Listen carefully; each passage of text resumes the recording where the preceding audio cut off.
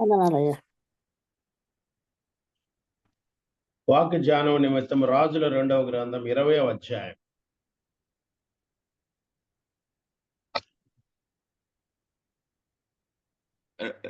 சிந்தைக்கு ஆதாரமாய் ராஜாக்கன்மாருடைய 2వ పుస్తకం 20వ అధ్యాయం వచనం 15 చదువుకుందాం. 15వ వాక్యం వాయికుందాం.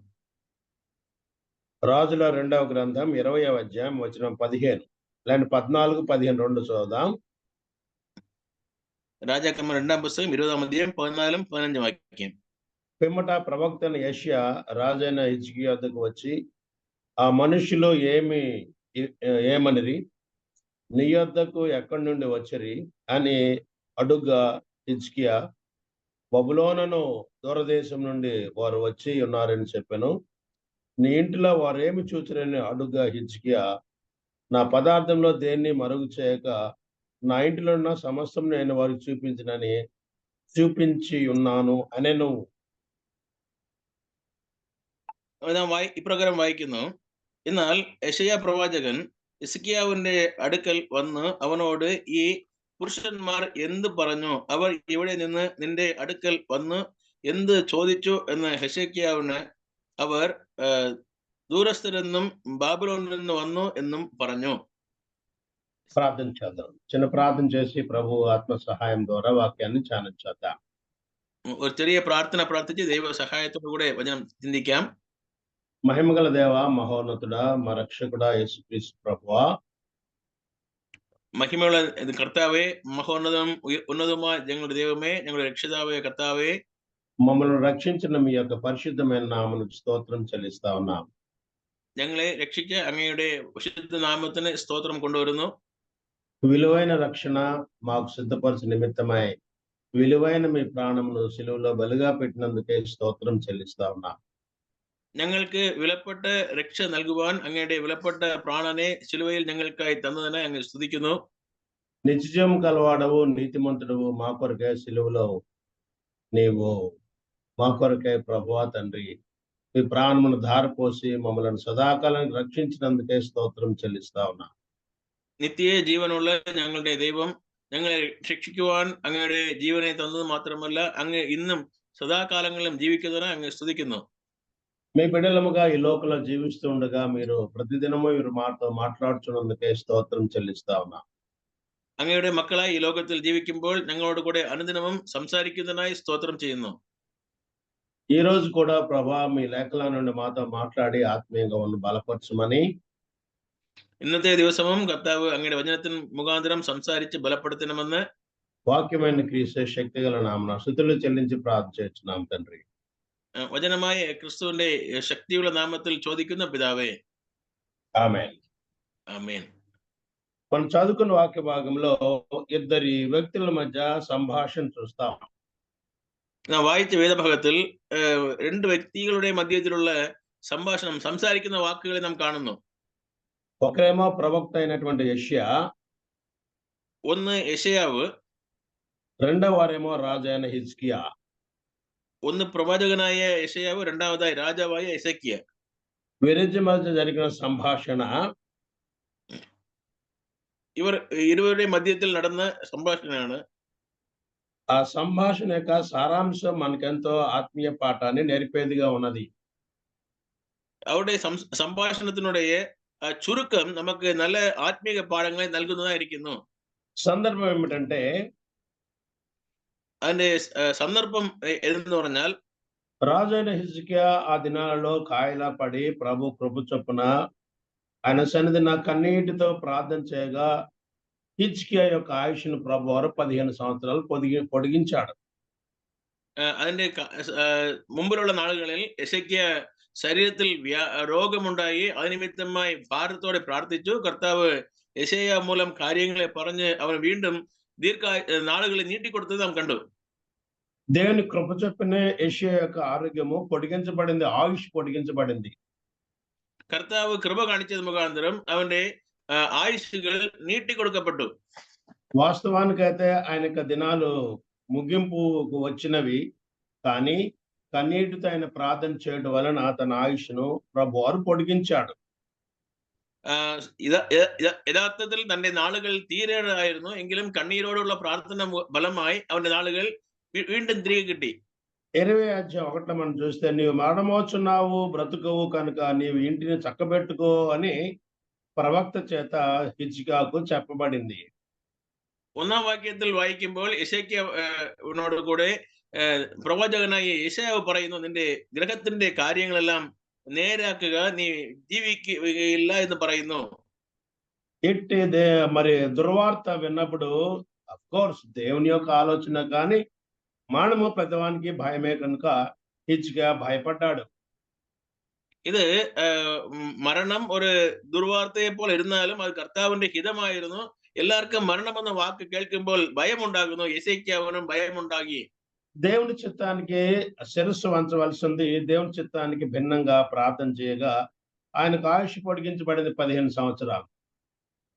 അവൻ കർത്താവിന്റെ സന്നിധിയിൽ കർത്താവിന്റെ ഹിതത്തിനായി വീണ്ടും പ്രാർത്ഥിച്ചപ്പോൾ 15 വർഷം കൂട്ടിക്കിട്ടത് നാം കണ്ടു.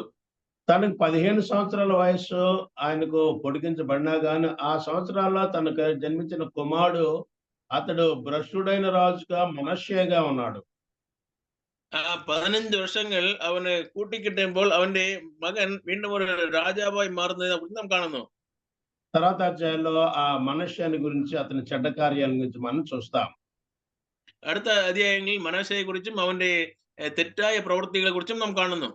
బహుభక్తిహీనమైన రాజు అయితే కడకు అతను కూడా మార్పు నొందాడు, మారు మనసు పొందాడు. അവൻ ഭക്തിയില്ലാത്ത രാജാവായിരുന്നു. പിന്നെ അവനും അവന്റെ മനസ്സ് മാറി എന്നുള്ള കാര്യം നാം അറിയുന്നു. విషయం ఏంటంటే ప్రభువు తన చిత్తాన్ని మనకు తెలియజేసినప్పుడు శిరస్సు వంచి నీ చిత్తం ప్రభు అని మనం ప్రభు చిత్తానికి మనం అప్పజెప్పుకోవలసిన వారమై ఉన్నాం. നാം കർത്താവ് തന്റെ ഹിതത്തെ നമ്മോട് കൂടെ വെളിപ്പെടുത്തുമ്പോൾ പിതാവേ അങ്ങയുടെ ഹിതപ്രകാരം ആകട്ടെ നമ്മെ താഴ്ത്തി ഏൽപ്പിക്കേണ്ടത് നമ്മുടെ ഉത്തരവാദമാകുന്നു. తన ఆయుష్ పొడిగినప్పుడు తన దగ్గరకు బబులోను నుండి రాజు తన దూతలను పంపాడు ఆయన పరామర్శించడానికి. ഈ കാര്യത്തെ അറിഞ്ഞ ശേഷം രാജാവ് ബാബിലോണിൽ ആളുകളെ അയക്കുന്നതെ നാം കാണുന്നു. 12వ వచనంలో ఆ మాట మనం చూస్తాం. ആ കാര്യത്തെ 12ാം വാക്യത്തിൽ നാം കാണുന്നു. ఆ దూతలు వచ్చినప్పుడు వారికి హిజ్కియా వారిని స్వాగతించి వారిని తన ఇంటిలోనికి తీసుకువెళ్ళాడు. അവിടെ നിന്നും ജനങ്ങൾ വരുമ്പോൾ അവനെ സ്വീകരിച്ച് തന്റെ വീട്ടിലേക്ക് കൊണ്ടുപോകുന്നത് നാം കാണുന്നു. 13వ వచనం చివరిలో చూస్తే సమస్తమును వారికి చూపించిన 14 చివరిలో 13 చివరిలో 13ാം വാക്യത്തിന്റെ ഒടുവിലത്തിൽ വാക്യത്തിൽ നാം കാണുമ്പോൾ അവന്റെ എല്ലാവരെയും അവർക്ക് കാണിക്കാത്ത ഒരു വസ്തുവും ഇല്ല, എല്ലാം കാണിച്ചു എന്ന് നാം കാണുന്നു. 14 చదువుదాం. ఏమంటే ప్రవక్త యేషయా రాజు హిజ్కియా దగ్గరికి వచ్చి ఆ మనుషులు ఏమనరి నీ యొద్దకు ఎక్కడి నుండి వచ్చిరి అని ఆయన అడుగగా హిజ్కియా బబులోను దేశం నుండి వచ్చిరని చెప్పాను. Please proceed, we will save time. 14వ వచనంలో హిజ్కియా వచ్చి మరి ప్రవక్త అయిన యేషయా వచ్చి హిజ్కియాను అడుగుతా ఉన్నాడు, నీ దగ్గర కొంతమంది దూతలు వచ్చారు కదా, ఎక్కడి నుంచి వచ్చారు, వారికి ఏం చూపించని అడుగుతా ఉన్నాడు. 14ാം വാക്യത്തിൽ യെശയ്യാ പ്രവാചകൻ വന്ന് ചോദിക്കുന്നു, അങ്ങയുടെ പക്കൽ വന്ന ആളുകൾ എവിടെ നിന്ന് വന്നു, എന്ത് ചോദിച്ചു എന്ന് കേട്ടു. 15వ వచనంలో మొదట్లో నీ ఇంటిలో వారు ఏమి చూచిరి అని అడుగుతా ఉన్నాడు. 15ാം വാക്യത്തിന്റെ ആരംഭത്തിൽ നിന്റെ വീട്ടിൽ എന്ത് അവർ കണ്ടു എന്ന് ചോദിച്ചു. నీ ఇంటిలో ఏమున్నది, వారు ఏమి చూచారని ప్రశ్న వేస్తా ఉన్నాడు. അങ്ങയുടെ വീട്ടിൽ എന്ത് ഉണ്ടായിരുന്നു, അവർ എന്ത് കണ്ടു എന്ന് ഒരു ചോദ്യം ചോദിക്കുന്നു. ఈ ఉదయకాలం అంశం ఏంటంటే నా ఇంటిలో దేవుని రక్షించుకున్న వారి ఇళ్లలో ఏముండాలి. ഇന്നത്തെ പ്രഭാതത്തിൽ നമ്മുടെ ഒരു ചോദ്യം, രക്ഷിക്കപ്പെട്ട നമ്മുടെ ദൈവമക്കളായ നമ്മുടെ വീട്ടിൽ എന്ത് ഉണ്ട് എന്നുള്ളത് നാം അറിയേണ്ടതാകുന്നു. హిజ్కియా ఇంట్లో ఏమున్నాయో అక్కడ మనం చూసినట్టుగా 13వ వచనంలో യെശയ്യാവിന്റെ വീട്ടിൽ എന്ത് ഉണ്ടെന്നുള്ള കാര്യം 13ാം വാക്യത്തിൽ വായിക്കുമ്പോൾ 13వ వచనం మధ్యలో చూస్తే వెండి ఉందంట, బంగారం ఉందట. അവന്റെ വീട്ടിൽ വെള്ളി ഉണ്ടായിരുന്നു, പൊന്നുണ്ടായിരുന്നു. సుగంధ వర్గములు ఉన్నాయంట, పరిమళ తైలం ఉందంట. അവിടെ സുഗന്ധവർഗ്ഗങ്ങളും അതുപോലെ നല്ല മണമുള്ള പരിമള തൈലങ്ങളും ഇരുന്നു. ఆయుధశాల ఉన్నదంట, ఇంకెన్నెన్నో ఉన్నాయట. അവിടെ ആയുധശാല ഉണ്ടായിരുന്നു. ഇന്നും എന്തെന്തൊക്കെ കാര്യങ്ങൾ അവിടെ ഉണ്ട് എന്ന് നാം കാണുന്നു. ఇవన్నీ కూడా పదార్థ సంబంధమైన, వస్తు సంబంధమైనటువంటి విషయాలు మన ఇళ్లలో తప్పక ఉంటాయి. ഇതെല്ലാം വസ്തുക്കളായ സ്വത്തുക്കളായ സാധനങ്ങൾ ഇത് നമ്മുടെ വീടുകളിൽ ഇരിക്കേണ്ട കാര്യങ്ങൾ. కానీ తన ఇంటికి పరాయి దేశం నుండి పరామర్శించిన వారికి వచ్చిన వారికి తన ఇంట హిజ్కియా చూపించవలసిందే తన భక్తి జీవితాన్ని చూపించాలి. അവനെ തേടി വന്ന മനുഷ്യർക്ക് തന്റെ വീട്ടിനെ തുറന്ന് എല്ലാം കാണിച്ചു കൊടുത്തത് യെശയ്യായുടെ ഭക്തി ജീവിതത്തെ സൂചിപ്പിക്കുന്നതായിരിക്കുന്നു. తను నమ్మినటువంటి తను ఏ దేవునికి భక్తుడో, ఏ దేవుడు తనను ఆయుష్ పొడిగించాడో ఆ దేవుని గురించి సాక్ష్యం చెప్పాలి. കർത്താവിനെ വിശ്വസിച്ച മക്കൾ കർത്താവിനെ കുറിച്ച് തുടർന്ന നാളുകളിൽ സാക്ഷ്യം പറയേണ്ടത് ആവശ്യമാകുന്നു. ప్రభు నన్ను రక్షించాడు, నేను నమ్మిన ప్రభు ఆయన మరణం పైన జీవం పైన అధికారం గల దేవుడు అని ప్రభు గురించి సాక్ష్యం చెప్పాలి. എന്നെ രക്ഷിച്ച കർത്താവ് മരണത്തിന്മേലും സകല അധികാരമുള്ള കർത്താവ് എന്നുള്ള കാര്യം സാക്ഷ്യമായി നാം പറയേണ്ടത് ആവശ്യമാണ്. అంత మాత్రమే కాకుండా నా ఎడల నా ప్రభు కృప చూపించాడు, నా ప్రభు కృప చూపించాడు, కృపాభరితుడు, కృపా సమృద్ధి కలవాడు, కృప చోటులో ఆనందించాడు అని ప్రభు యొక్క కృపను కొనియాడాలి.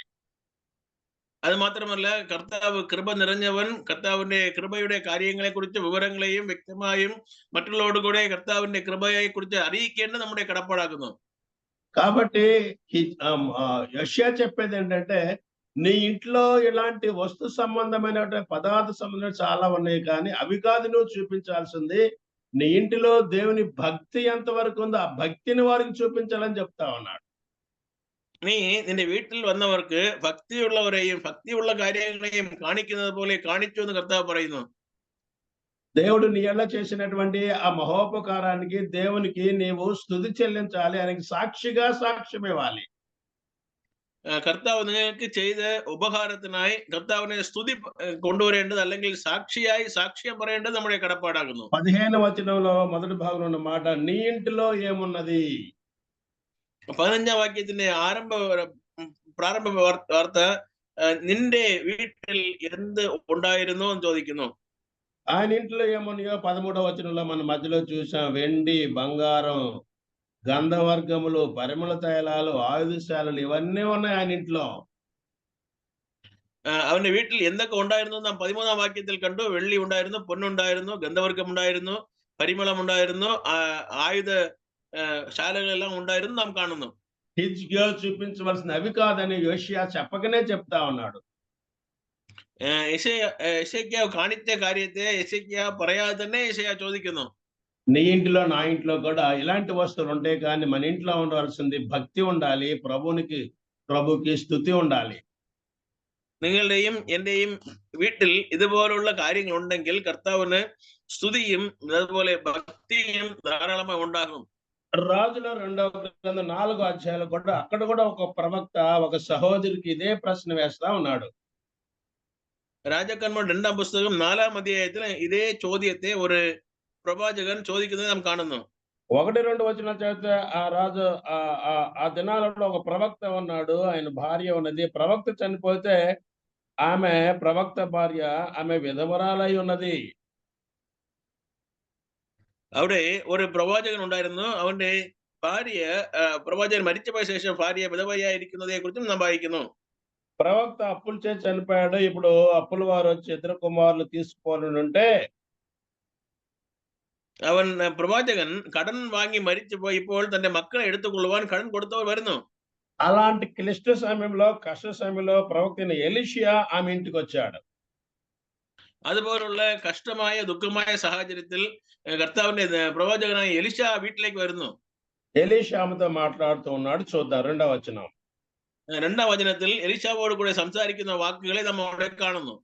ఎలీషా అంటా ఉన్నాడు, నా వలన నీకేమి కావాలి, నీ ఇంటిలో ఏమున్నది. എലിശ അവളോട് ചോദിക്കുന്നു, നിന്റെ വീട്ടിൽ എന്ത് ഉണ്ട് എന്ന് ചോദിക്കുന്നു. అంటా ఉన్నాడు, అమ్మా నీవు ఇబ్బందిలో ఉన్నావు, నీకేం కావాలి, అయితే నీ ఇంట్లో ఏముంది అని ఒక ప్రశ్న వేస్తా ఉన్నాడు ఈ ప్రవక్త అయినటువంటి ఎలీషా. പ്രവാചകന എലിശ ചോദിക്കുന്നു, അമ്മ നിങ്ങൾ ഒരു പ്രശ്നത്തിൽ ഇരിക്കുന്നു, നിങ്ങളുടെ വീട്ടിൽ എന്ത് ഉണ്ട് എന്ന് ఈమె కూడా చెప్పిన సమాధానం ఎందుకు హిజ్కియా చెప్పినట్లే ఉన్నది. അവിടെ സമാധാനം ഉണ്ടാകട്ടെ എന്ന് ഹെസെക്കിയ പറഞ്ഞതുപോലെ തന്നെ ഇരിക്കുന്നു. ఈమె అంటా ఉన్నది నా ఇంటిలో ఒక నూనె కుండ ఉన్నది అని అంటా ఉన్నది. അവിടെ അവൾ പറയുന്നു, എന്റെ വീട്ടിൽ കുടമുണ്ട്, എണ്ണ ഉണ്ടെന്ന് കുടമുണ്ടെന്ന് പറയുന്നു. కుండ, నూనె కుండ పదార్థ సంబంధమైన వస్తువు కదా, ఇంట్లో వాడుకునే వస్తువుల గురించి చెప్తా ఉన్నది. അവരുടെ വീട്ടിലും വസ്തുക്കളെ കുറിച്ച്, పదార్థങ്ങളെ കുറിച്ച്, వస్తుക്കളെ കുറിച്ചും പറയുന്നത് നാം കാണുന്നു. ఏం చెప్పవలసింది, నాకు అక్కర ఉన్నది, ప్రభు దగ్గర నా ప్రార్థన చేస్తూ ఉన్నాను, నా ఇంటిలో ప్రార్థన ఉన్నది అని చెప్పాల్సింది పోయి ఈమె ఒక కుండ ఉందని చెప్తా ఉన్నది. എന്റെ വീട്ടിൽ പ്രാർത്ഥന ഉണ്ട് എന്ന് പറയുന്നതിനേക്കാൾ ഇപ്പോൾ പറയുന്നു എന്റെ വീട്ടിൽ കുടമുണ്ടെന്ന് പറയുന്നു. ప్రార్థన ఉన్న సమస్తము సాధ్యము కనుక నేను ప్రభు సన్నిధిన నా అక్కర తీర్చమని, నా ఇబ్బంది కొరకే ప్రభు దగ్గర నేను ప్రార్థనలో పోరాడుతూ ఉన్నానని చెప్పాల్సింది.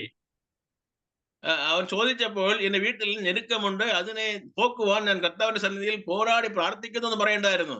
కాబట్టి 2 సందర్భాలలో అక్కడ యెషయా వేసిన ప్రవక్త, ఇక్కడ ప్రశ్న, ఇక్కడ ఎలీషా వేసిన ప్రశ్న 2 ఒకటే. അവിടെ പ്രവാചകനായ യെശയ്യ ചോദിച്ച ചോദ്യവും പ്രവാചകനായ എലിശ ചോദിച്ച ചോദ്യവും 2 ഒന്ന് തന്നെ. ఆనాడు సందర్భాలలో ఆ రీతిగా వారు ప్రశ్నించారు. ఈనాడు ఈ కృపాయుగంలో రక్షణ పొందిన నిన్ను నన్ను ప్రభువు అడుగుతా ఉన్నాడు. അന്ന് അവർ ചോദിച്ച അതേ ചോദ്യത്തെ രക്ഷിക്കപ്പെട്ട മക്കളായ നിങ്ങളോടും എന്നോടും കർത്താവ് ചോദിക്കുന്നു. నీ ఇంట్లో నా ఇంట్లో ఏమున్నది, మన ఇళ్లలో ఎలాంటి ఆత్మ సంబంధమైన సంగతులు ఉండాలో ప్రభువారు ప్రశ్నిస్తూ ఉన్నాడు. നമ്മുടെ വീട്ടിൽ എന്ത് ഉണ്ട്, നമ്മുടെ വീട്ടിൽ ആത്മസംബന്ധമായ കാര്യങ്ങൾ ഉണ്ടോ എന്ന് കർത്താവ് നമ്മെ ചോദ്യം ചെയ്യുന്നു. మొదటిగా మన ఇళ్లలో ఏముండాలో చూద్దాం. ഒന്ന്, നമ്മുടെ വീട്ടിൽ എന്ത് ഉണ്ടായിരിക്കണമെന്ന് ചിന്തിക്കാം. లేఖనాల్లో 5-6 సంగతులు మనం ధ్యానం చేద్దాం. കർത്താവിന്റെ വചനത്തിൽ നിന്നും 5-6 കാര്യങ്ങൾ നാം ചിന്തിക്കാം. లూకాసు వార్త 19వ అధ్యాయంలో చాప్టర్ 11 అంగిల్ 19. ഓക്കെ 19.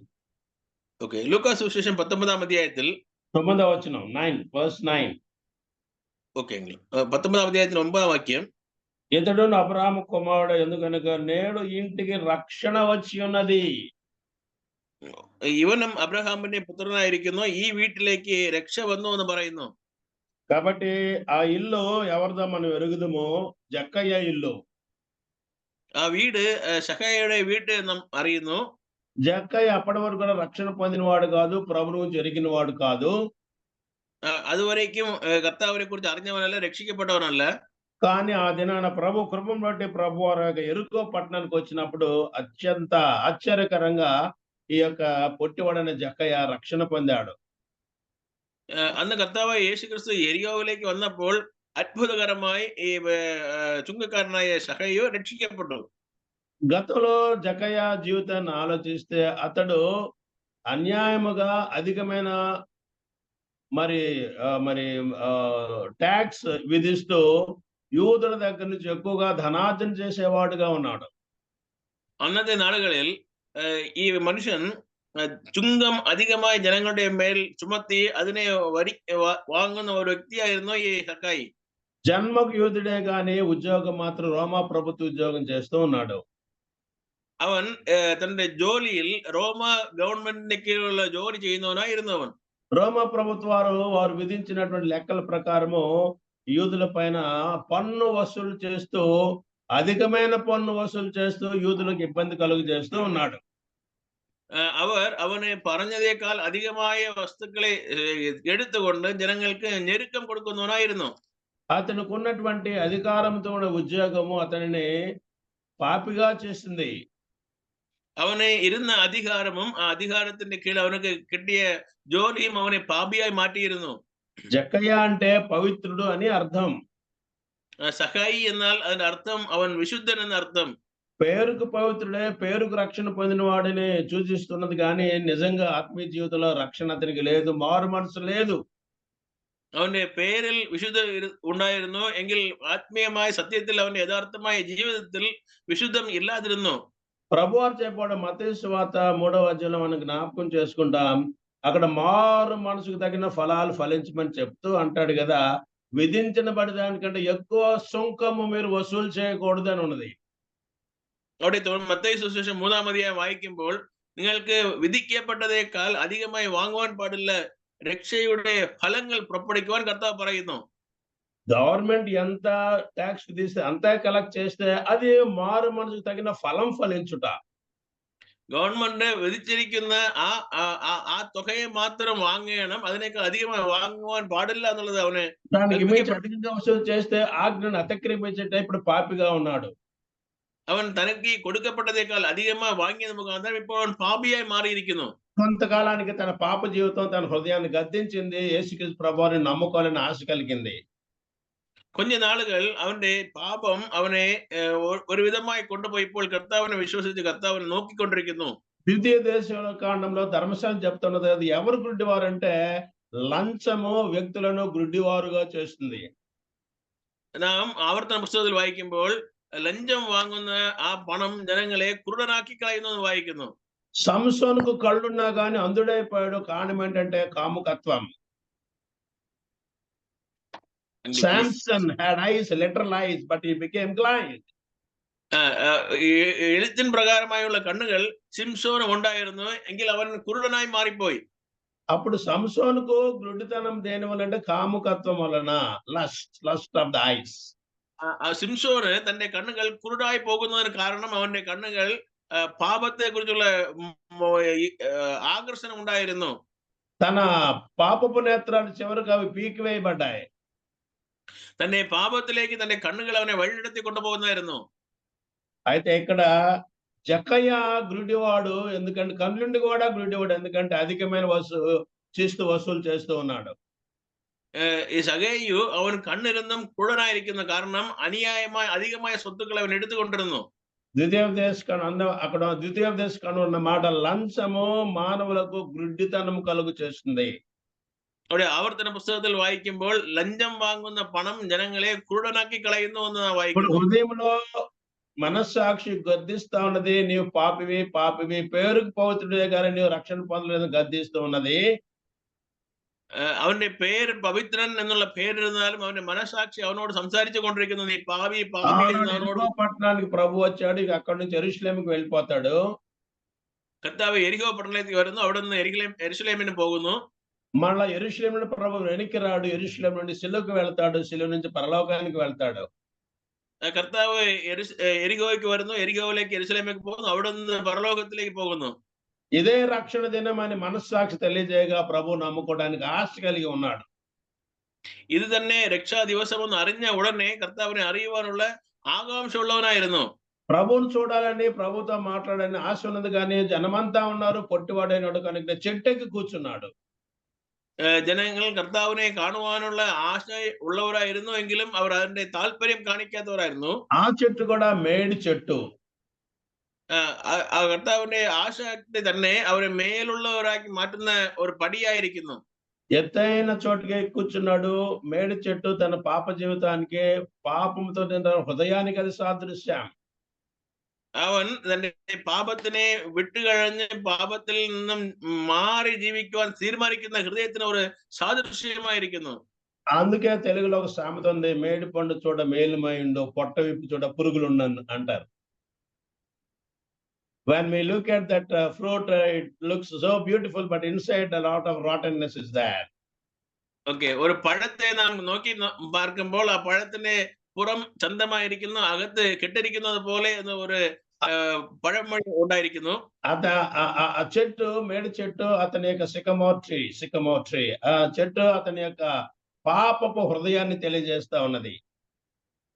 അത്തിമരം അത് അവന്റെ മനുഷ്യന്റെ പാപത്തെ സൂചിപ്പിക്കുന്ന ഒരു മരമായിരിക്കും, വൃക്ഷമായിരിക്കും. ఎంత ఘోర పాపినైనా రక్షించడానికి యేసుక్రీస్తు ప్రభువు ఈ లోకానికి వచ్చాడు.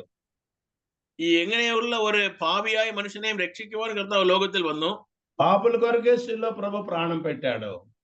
പാപത്തിനായി തന്നെ കൽവാരി ശിലുവയിൽ ജീവൻ വെടിഞ്ഞു. ఇప్పుడు ఈ యొక్క జక్కయ్య రక్షణకు దూరంగా లేడు, దగ్గరగా వచ్చాడు. ഇപ്പോൾ സഖിയാവ് രക്ഷണയ്ക്ക് దూరമായിരിക്കുന്നു. അവൻ జనసందోహంలో వస్తా ఉన్నాడు. పై వైపు చూస్తే జక్కయ్య చెట్టు మీద ఉన్నాడు. ജനങ്ങൾ അവനെ കാണുമ്പോൾ അവനെ ഹായ് പറയുന്നു, അവൻ ബൈ ബൈ പറയുന്നു, അവർ പോയി വരുന്നത് നാം കാണുന്നു. Now you read 5th verse, Jai Singh, 5th verse. Jakaya త్వరగా చెట్టు దిగుము. Calm down, Jakaya. 5ാം വാക്യം നാം വായിക്കുന്നു. ലൂക്കോസ് 19:5 സക്കായിയെ വേഗം ഇറങ്ങി വാ എന്ന് പറയുന്നു. Yes. ప్రభు వారు పైకి చూచి జకయ్యను త్వరగా దిగమన్నాడు కదా. ഇപ്പോൾ കർത്താവ് അവനെ മേലോട്ട് നോക്കി പറയുന്നു, നീ വേഗത്തിൽ ഇറങ്ങി വാ എന്ന് പറയുന്നു. జకయ్యను రక్షించడానికి ప్రభు ఆశపడ్డాడు, సంతోషపడ్డాడు, జకయ్యను పిలిచాడు.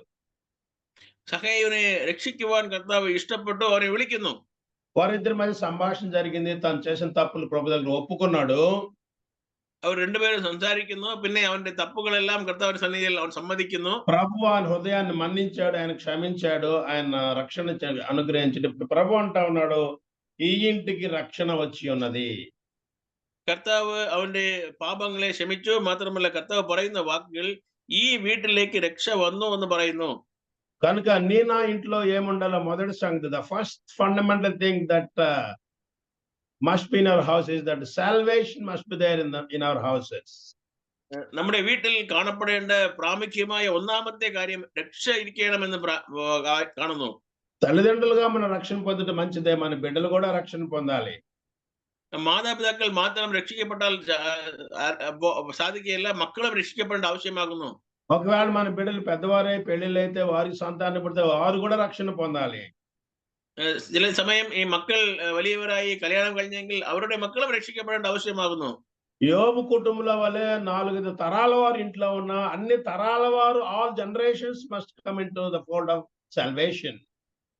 യോബിന്റെ ജീവിതത്തിൽ നാം വായിക്കുമ്പോൾ 4 തലമുറകളുള്ള ജനങ്ങൾ ഉണ്ടായിരുന്നു. അവരെല്ലാവരും രക്ഷയിലേക്ക് വരേണ്ടത് ആവശ്യമാകുന്നു. కాబట్టి మొదటి విషయం ఏంటంటే, నీ నా ఇంట్లో ఏముండాలంటే రక్షణ ఉండాలి.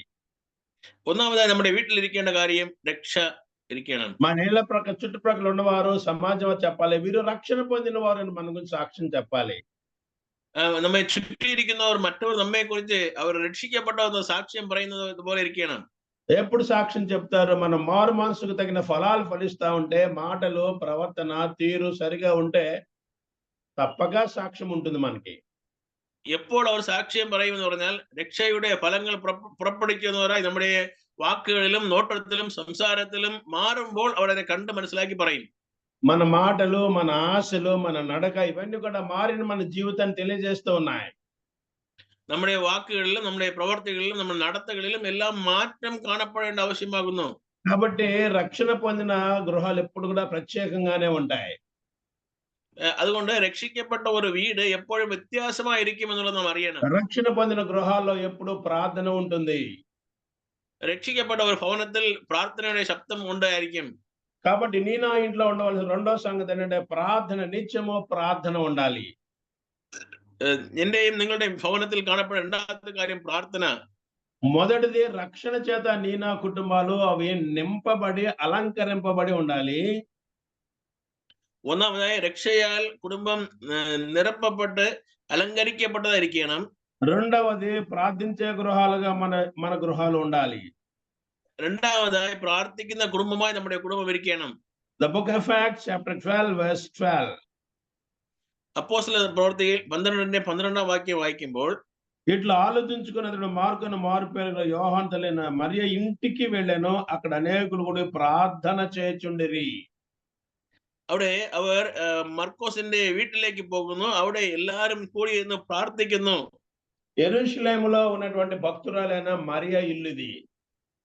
യെരൂശലേമിൽ ഇരുന്ന ഭക്തിയുള്ള വിശ്വാസിയായ മറിയയുടെ വീട്ടിലേക്ക് പോകുന്നു. ఈ మరియ కుమారుడే మార్కు సువార్త రాసిన వాడు. ഈ മറിയയുടെ മകൻ തന്നെ മാർക്ക് സുവിശേഷം എഴുതിയ വ്യക്തി ഇയാൾ തന്നെ. ఈ మరియ ఎంతో భక్తి గల స్త్రీ. ഭക്തിയുള്ള ഒരു സ്ത്രീ ആയിരുന്നു ഈ മറിയ. ఆమె ధనవంతురాలు, ఆమె పెద్ద ఇల్లు ఉన్నది. ఆ ఇంటిలో ఎప్పుడు కూడా సహోదరులు కూడి ప్రార్థన చేస్తూ ఉంటారట. അവൾ ഒരു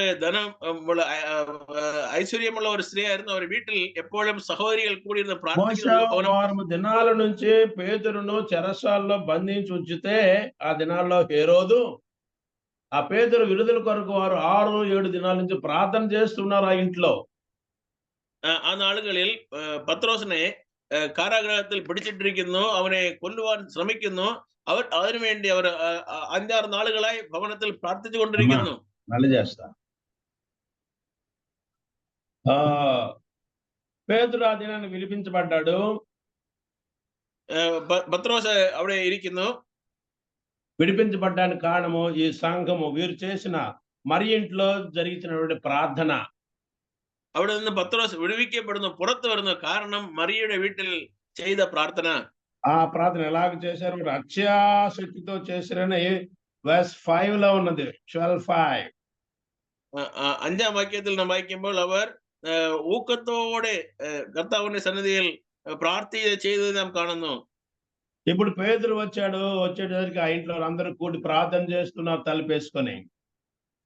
ഇപ്പോൾ പത്രോസ് വരുമ്പോൾ എല്ലാവരും തല താഴ്ത്തി പ്രാർത്ഥിക്കുന്നതായി കാണുന്നു. సో ఇక మనం త్వరగా ముందుకెళ్ళిపోదాం. సెకండ్ పాయింట్ ఏంటంటే మన గృహాలలో ఏముండాలంటే రక్షణ పొందిన వారి గృహాలలో ప్రార్థన ఉండాలి. രണ്ടാമത്തെ കാര്യം, നമ്മുടെ വീട്ടിൽ എന്തുണ്ടായിരിക്കണം? അവിടെ പ്രാർത്ഥന, രക്ഷിക്കപ്പെട്ട വീട്ടിൽ പ്രാർത്ഥന ഉണ്ടായിരിക്കണം. ప్రార్థన విశ్వాసికి ఊపిరి వంటిది. പ്രാർത്ഥന എന്നുള്ളത് ഒരു വിശ്വാസിക്ക് ബലം കൊടുക്കുന്ന ഒരു കാര്യമായിരിക്കുന്നു. చేప గనుక నీటిలో ఉన్నప్పుడు అది బ్రతికే ఉంటుంది, బయటకు వస్తే చనిపోతుంది. A live fish always survives in the water. Okay.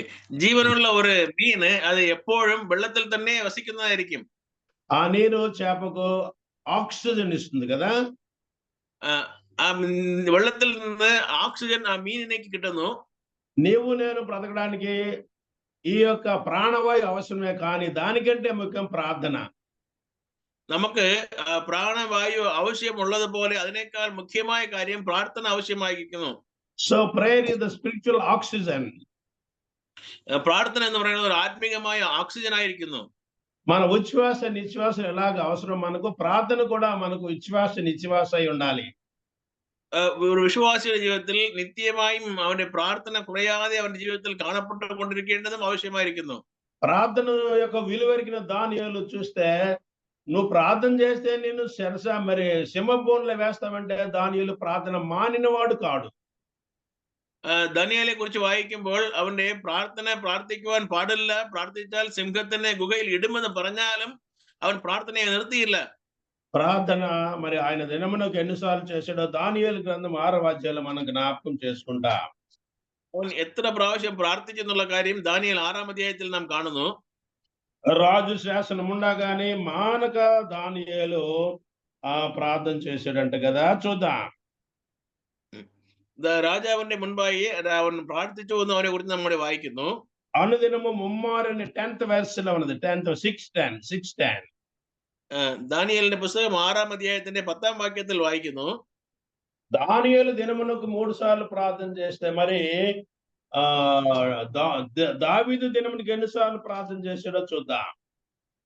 Daniel 3 പ്രാവശ്യം പ്രാർത്ഥിച്ചു. ദാവീദ് എത്ര സമയം പ്രാർത്ഥിച്ചു എന്ന് നോക്കാം. దాని కొరకే కీర్తన గ్రంథంలోకి వెళ్దాం. അതിനായി നാം സങ്കീർത്തന പുസ്തകത്തിൽ കടന്നു വരാം. దినమునకు ముమ్మారు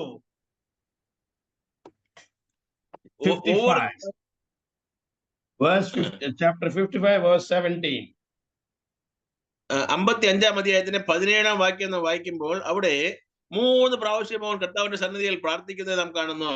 119వ కీర్తన దినమునకు 7 మార్లు అని కూడా ఉన్నది. 119ാം സംഗീതത്തിൽ അവൻ ദിനവും 7 പ്രാവശ്യം പ്രാർത്ഥിക്കുന്നു പറയുന്നു. కాబట్టి వీరి జీవితాలు ప్రార్థనతో ముడివేయబడి ఉన్నాయి.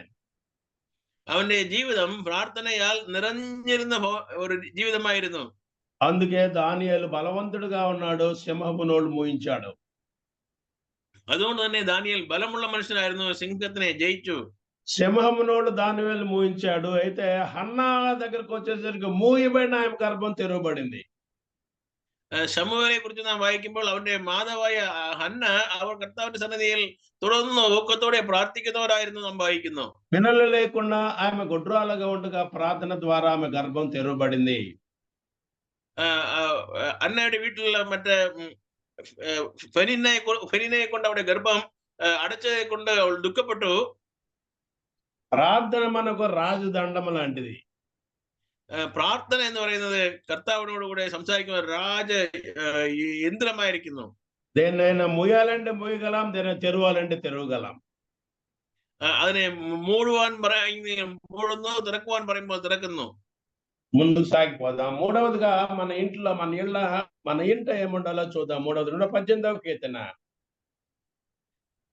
സാംസ് 118 118 സങ്കീർത്തനത്തിലേക്ക് നാം കടന്നു വരാം. 118 verse 15. അതിന്റെ 15ാം വാക്യം നാം വായിക്കുമ്പോൾ నీతిమంతుల గుడారంలో రక్షణ కూర్చిన ఉత్సాహ సునాదము ఉండును అని ఉంది. അവിടെ ഉല്ലാസത്തിന്റെ ജയഘോഷം നീതിമാന്മാരുടെ കൂടാരത്തിൽ ഉണ്ട് എന്ന് നാം വായിക്കുന്നു. నీతిమంతుల గుడారములో ఇళ్లలో ఏముండదు? రక్షణ కూర్చిన సునాదం.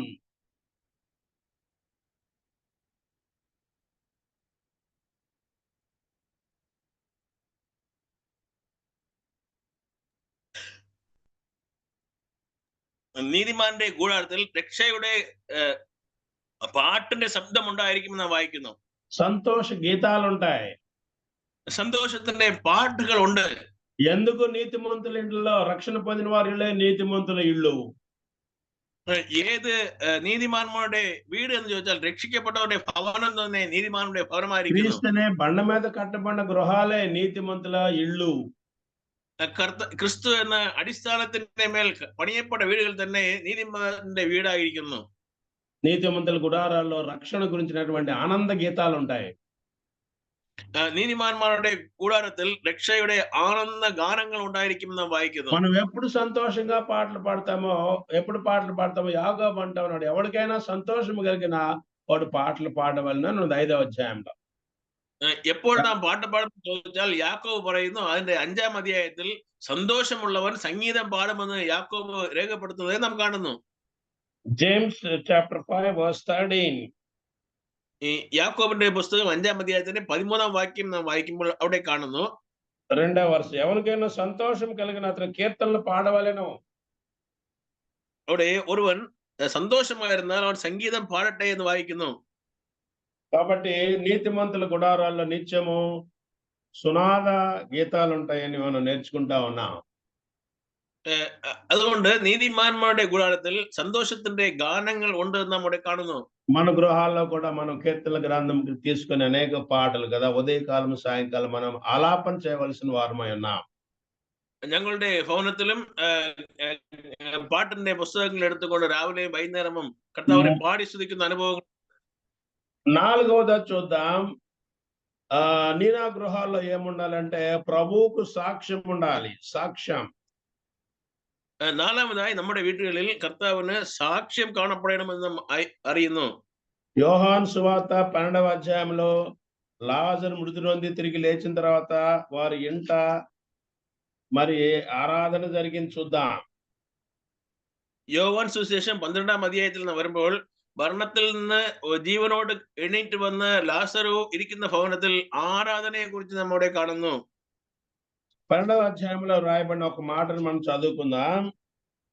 ആ 12ാം അധ്യായത്തിൽ നിന്ന് ഒരു വാക്യം നാം വായിക്കാം. 3వ verse, 3rd verse, end of the 3rd verse. 3ാം వాక్యത്തിന്റെ ഒടുവിലത്തെ ഭാഗം. అప్పుడు మరియ మిక్కిలి విలువగల అచ్చడి జటామాంస అత్తరు ఒక సేరున్నది తీసుకుని యేసు పాదముల మీద తన పోసి తన తల వెంట్రుకలు ఆయన పాదములు తుడిచాను, ఇల్లు అత్తర వాసనతో నిండెను అని ఉన్నది. തൈലത്തിന്റെ സൗരഭ്യം കൊണ്ട് വീട് നിറഞ്ഞു എന്ന് നമ്മോടെ വായിക്കുന്നു. The house was filled with fragrance. ആ തൈലത്തിന്റെ സൗരഭ്യം മണം കൊണ്ട് വീട് നിറഞ്ഞു എന്ന് വായിക്കുന്നു. ఈ సువాసన ఇది ఆనంద సువాసన, రక్షణ సువాసన. ഇത് ആനന്ദത്തിന്റെ ഒരു മണം, രക്ഷയുടെ ഒരു മണമായിരിക്കുന്നു. ఇది పునరుద్ధాన సువాసన.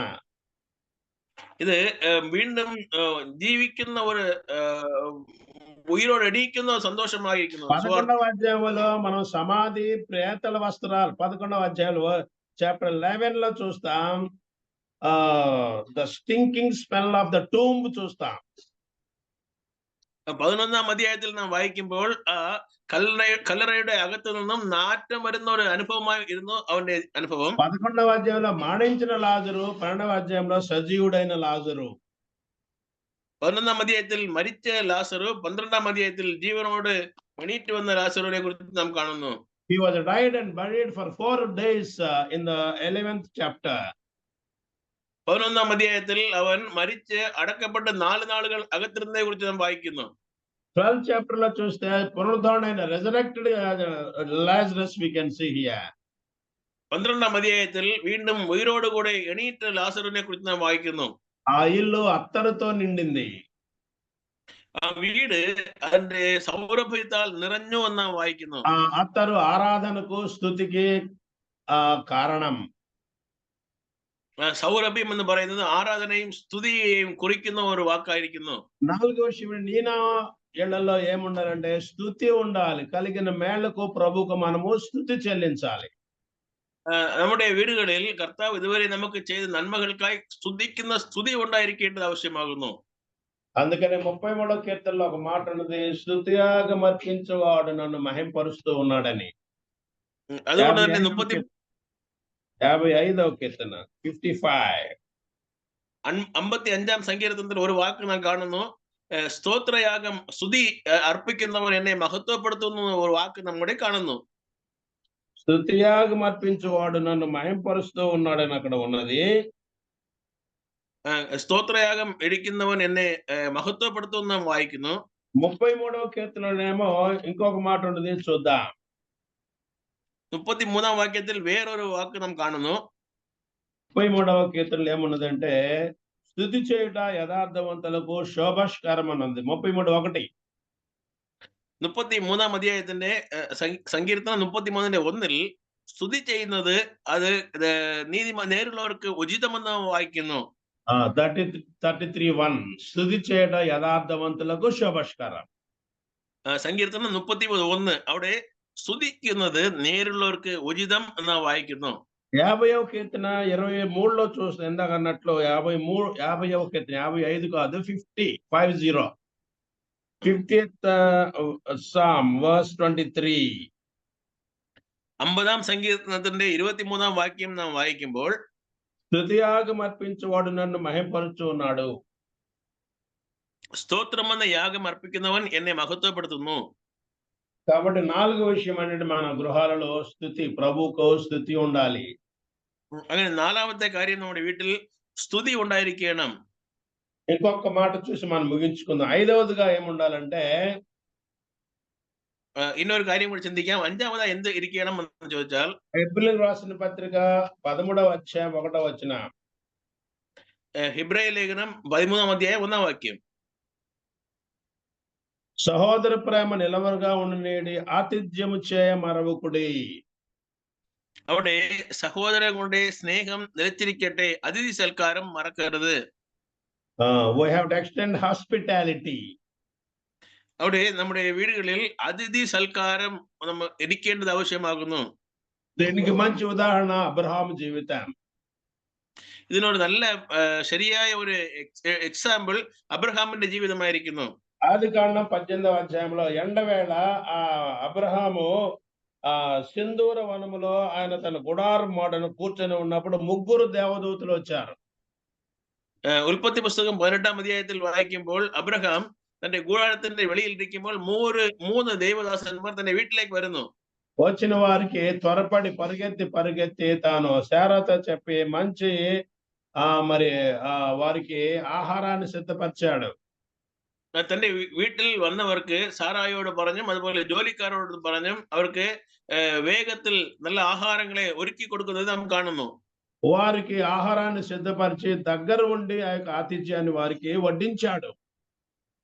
അവർക്ക് അത്ര പെട്ടെന്ന് തന്നെ അവരോട് കൂടെ അവർക്ക് ആഹാരങ്ങളെ ഒരുക്കി കൊടുത്തതിനെ കുറിച്ചും നാം വായിച്ചു. ఆ 3 దూతలు మన ప్రభువుకు సాదృశ్యం.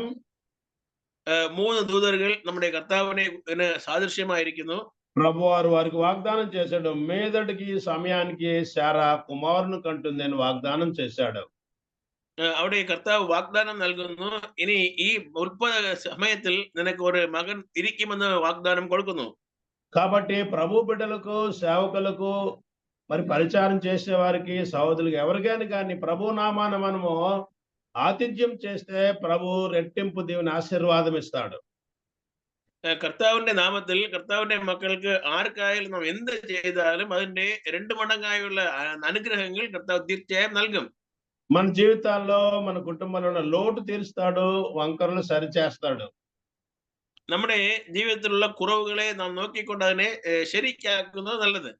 అబ్రాహాము శారాల జీవితంలో లోటు ఉన్నది, వారి కుటుంబంలో లోటు ఉన్నది. ఆ లోటు తీర్చబడ్డానికి కారణం ఏంటంటే వారు ఇచ్చిన ఆతిథ్యమే. അബ്രഹാമിന്റെ കുടുംബത്തിൽ ഒരു കുറവുണ്ടായിരുന്നു. ആ കുറവ് തീരുവാനുള്ള കാരണം അവർ ചെയ്ത അതിഥി സൽക്കാരമായിരുന്നു. కాబట్టి మనం ఎప్పుడు మానక ఆతిథ్యం చేయడానికి ఎప్పుడు సిద్ధముగా ఉండాలి. അതുകൊണ്ട് മറ്റുള്ളവർക്ക് നാം ഈ സൽക്കരിക്കുന്നതിൽ എപ്പോഴും ഒരുങ്ങിയിരിക്കുന്നത് ആവശ്യമാകുന്നു. అకుల ప్రిస్కిల్లలు కూడా వారి ఇంట ఎప్పుడు కూడా పౌలుకి ఆతిథ్యం ఇచ్చేవారు. അക്വിലയെ കുറിച്ചും പ്രിസ്കില്ലയെ കുറിച്ചും വായിക്കുമ്പോൾ അവർ പൗലിനെ എപ്പോഴും അതിഥി സൽക്കാരം ചെയ്തതിനെ കുറിച്ച് നാം വായിക്കുന്നു. వారి ఇంట పౌలును చేర్చుకొని ఎన్నో దినాలు ఆయనకి పరిచర్య చేశారు. അവർ അവിടെ പൗലോസിനെ തന്നോട് ചേർത്തുകൊണ്ട് ഇത്രയും നാളുകൾ അവർ പ്രവർത്തിച്ചതിനെ കുറിച്ച് നാം വായിക്കുന്നു. అపోస్తలుల గ్రంథం 22 అధ్యాయంలో జ్ఞాపకం చేసుకుంటే അപ്പോസ്തല പ്രവൃത്തി 22 അധ്യായത്തെ നാം ഓർമ്മിപ്പിച്ചുകൊണ്ടാൽ అక్కడ 22వ అధ్యాయంలో 21 చాప్టర్ 21 ఆఫ్ యాక్ట్స్ 21 അധ്യായം verse 7 onwards 7ാം വാക്യത്തിൽ നാം തുടർന്ന് വായിക്കുമ്പോൾ അവിടെ കാണുന്നു, ఇక్కడ పౌలు చెప్తా ఉన్నాడు, పత్రోస్ ఇప్రకారం 8 మరునాడు మేము బయలుదేరి కైసరికి వచ్చి 7గురిలో ఒకడైన సువార్తికుడైన ఫిలిప్పి ఇంట ప్రవేశించి అక్కడ ఉంటిమి. కన్యకలుగా ఉన్న 4 కుమార్తెల వారికి ఉండిరి, వారు ప్రవచించేవారు. మేము అనేక దినములు అక్కడ ఉంటిమి అని ఉన్నది.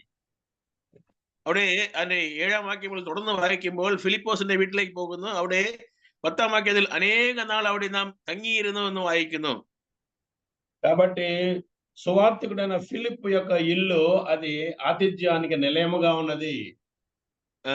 സുവിശേഷനായ ഫിലിപ്പോസിന്റെ ഭവനം ഇതുപോലുള്ള ദേവദാസന്മാർക്ക് താമസിക്കുന്നതിന് ഒരുങ്ങിയിരുന്നു എന്ന് വായിക്കുന്നു.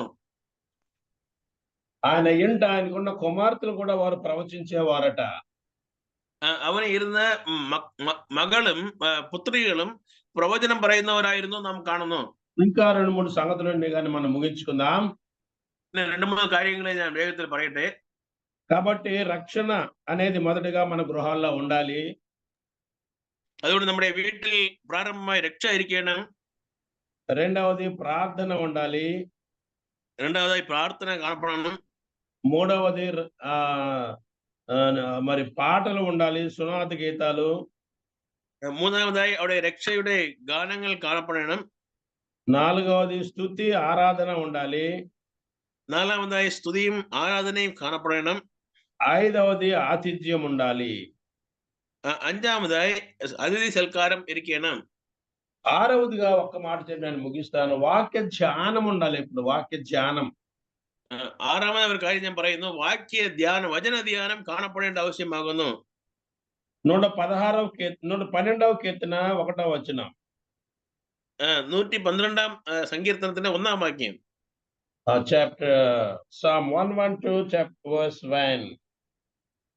112ന്റെ 1ാം വാക്యం. యెహోవాను స్తుతించుడి, యెహోవా యందు భయభక్తులు కలవాడు, ఆయన ఆజ్ఞలు బట్టి అధికముగా ఆనందించువాడు ధన్యుడు అని ఉన్నది. അവിടെ അവന്റെ കൽപ്പനകളിൽ ഏറ്റവും ഇഷ്ടപ്പെടുന്ന മനുഷ്യൻ ഭാഗ്യവാൻ എന്ന് വായിക്കുന്നു. వాక్యాన్ని ధ్యానించే విషయంలో మనం ఆనందంగా ఉండాలని మన గృహాల గురించి చెప్తా ఉన్నాడు. యెహోవా యందు భయభక్తులు కలవారి ఇళ్లలోనంట వాక్య ధ్యానం ఉంటుందంట. అందుని బట్టి వారికి అధికమైన ఆనందం. അവിടെ കർത്താവിന്റെ വചനത്തിലെ ധ്യാനം ചെയ്യുന്നവർ, അതിനെ അധികമായി ധ്യാനിക്കുന്ന മനുഷ്യർക്ക് അധികമായ ആനന്ദവും സന്തോഷവും ഉണ്ടാകും നാം കാണുന്നു. నేను ఆనందం ఎక్కడుండాలంటే వాక్యాన్ని ధ్యానించట్లో మన ఆనందం ఉండాలి. സത്യമായുള്ള ആനന്ദം, സന്തോഷം കർത്താവിന്റെ വചനത്തിൽ ധ്യാനിക്കുമ്പോൾ ഉണ്ടാകുന്നു. వాక్యం ధ్యానిస్తుండగా ప్రభు మనతో మాట్లాడుతుంటే మనకు ఆనందమే. വചനത്തെ ധ്യാനിക്കുമ്പോൾ കർത്താവ് നമ്മോട് സംസാരിക്കുന്നു. കർത്താവ് സംസാരിക്കുമ്പോൾ നമുക്ക് സന്തോഷം തന്നെ. ప్రభు మనతో మాట్లాడినప్పుడు మనకు మేలుకరమైన, క్షేమకరమైన, ఆశీర్వాదకరమైన వర్తమానం ఇచ్చేవాడుగా ఉన్నాడు. കർത്താവ് നമ്മോട് സംസാരിക്കുമ്പോൾ അനുഗ്രഹമായ, ആശീർവാദമായ വാക്കുകളെ സംസാരിക്കുന്നവനായിരിക്കുന്നു. కాబట్టి 6 సంగతులు, 6 elements, the 6 elements must be there in our houses. അതുകൊണ്ട് നാം 6 കാര്യങ്ങളെ കുറിച്ച് ചിന്തിച്ചു. ഈ 6 കാര്യങ്ങൾ നമ്മുടെ ഭവനങ്ങളിൽ കാണപ്പെടേണ്ടത് ആവശ്യമാകുന്നു. Once again we repeat. ఒకటి రక్షణ, ഒന്നാമതായി രക്ഷ, 2 ప్రార్థన, രണ്ടാമതായി പ്രാർത്ഥന, 3 పాటలు, മൂന്നാമതായി പാട്ടുകൾ, 4 స్తుతి ఆరాధన, നാലാമതായി ആരാധന, സ്തുതിയും ആരാധനയും, 5 ఆతిథ్యం ఇచ్చుట, അഞ്ചാമതായി അതിഥി സൽക്കാരം, 6 వాక్యాన్ని ధ్యానించటంలో ఆనందించుట. ആറാമതായി വചനത്തെ ധ്യാനിക്കുമ്പോഴുള്ള ആനന്ദം. ఆ రీతిగా మన హృదయాలను మనం నింపుకుందాం. അങ്ങനെ നമ്മുടെ ഹൃദയങ്ങളെ നാം നിറച്ചുകൊള്ളാം. Let us fill our houses with such of the 6 elements. ഇതുപോലുള്ള ഈ 6 കാര്യങ്ങളാൽ നമ്മുടെ ഭവനങ്ങളെ നിറയ്ക്കാൻ കർത്താവ് സഹായിക്കട്ടെ. ఈ వాక్యాన్ని ప్రభు దీవించును గాక. ఈ వచన భాగത്തെ కర్తాവ് అనుగ్రహించుమారాగట్టే. వందనాలు. Thank you. Thank you uncle. Thank you అన్న. మంచి వార్త. మన ఇల్లు ఎలాగ ఉంటాడో ఎలాంటి ఎజెకీయలు చక్కపరుచుకున్నారు. బట్ దేవుని కోరిన యథార్థవంతం లేదు. అలాంటి ఇల్లు దేవునికి నమ్మకమైన ఇల్లు, రక్షణ పొందిన ఇల్లు, ప్రార్థన చేసిన ఇల్లు, స్తుతి మరియు ఆరాధన, దేవుని గంభీరంగా ఆరాధించే ఇల్లు, దేవుని స్తుతి అర్పించే ఇల్లు, ఆ దేవునికి ఆదిత్య ఉపసరించే ఇల్లు, దేవ ధ్యానం ఉండేళ్ళు చూసుకున్నాం. మన ఇల్లు ఎలాగ ఉండదో భక్తి కలిగే చూసుకుని ఇంట్లో ఎలా ఉండాలి, భక్తి పరివర్తన ఉండాలి. ప్రతి కార్యం కానీ ఏ కానీ model, our house to be a model for all people. So మన ఇల్లు ఎలాగ ఉండాలో చక్కపరుచుకుని అన్నగా చెప్పిన మాటలు మంచి ఉన్నారు. మన ఇల్లు కూడా చక్కపరుచుకొని మన ఇల్లు అందరికీ ఆదిత్య కలిగి, అందరి కోసం ప్రార్థన కలిగి, అందరి కోసం దేవుని మహిమ పడిచే ఇల్లు ఉండాలని కూడా బలపరుచు. దాని మీద వందనాలు. ఆఖరి ప్రార్థన అన్న వయ్యపాలన్న పాల్చుకోసాను. ప్రార్థన చేస్తాం. పరిశుద్ధుడు తండ్రి, ప్రేమ కలిగిన దేవా, మమ్మల్ని ఎంతగానో ప్రేమించిన తండ్రి, మీకు వందనాలు ప్రభా. ఆయా కాలాలు సమయాలన్నీ కూడా తగిన రీతిలో ప్రభా మా జీవితాల్లో నడిపిస్తున్న దేవా, మీకు ప్రాముఖ్యంగా ఒక విశేషమైనటువంటి వర్తమానాన్ని మీ దేని ద్వారా మాకు అనుగ్రహింపబడిన విధానాన్ని బట్టి మీకు రాజపాల్ గారిని బట్టి, మినిస్టర్ని బట్టి ప్రార్థిస్తున్న ప్రభు నెలకై జ్ఞాపకం చేస్తున్నాను.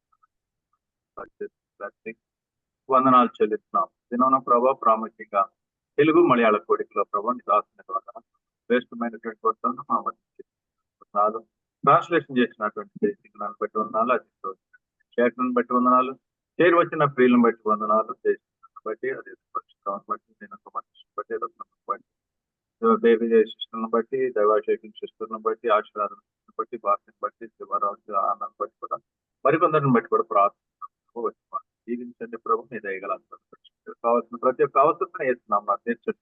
రత్నమాంటి యొక్క ఆరోగ్య విషయం కూడా ప్రార్థిస్తున్న ప్రభావ సహాయించండి. శేఖరన్న అంకుల్ గారిని బట్టి ప్రార్థిస్తున్నాం. వృద్ధాప్యులున్న ఆ ప్రభావ మీ దీనిని ప్రభావ దర్శించండి ప్రభావ. మీ ప్రియబిడ్డను ఆదరించండి ప్రభా. మిగిలిన టెస్టులన్నీ కూడా కంట్రోల్లో ఉండి నిశ్చితమైతే ప్రభావ ఇంటికి స్వస్థపడే భాగ్యాన్ని కూడా దయచండి. అదే రీతిగా విషయాన్ని బట్టి ప్రార్థిస్తున్నాం. దయగల సహాయించండి. విక్టరకను బట్టి ప్రార్థిస్తున్నాం. సహాయించండి ప్రభావ. సంఘాభివృద్ధి గురించి ప్రార్థిస్తున్నాం. సహాయించండి. ప్రాముఖ్యంగా రత్నదాదన్న పరిచయలను బట్టి, మినిస్టర్ని బట్టి ప్రార్థిస్తున్నాం ప్రభావ. అన్నయ్య హెల్త్ ని బట్టి కూడా ప్రార్థిస్తున్నాం.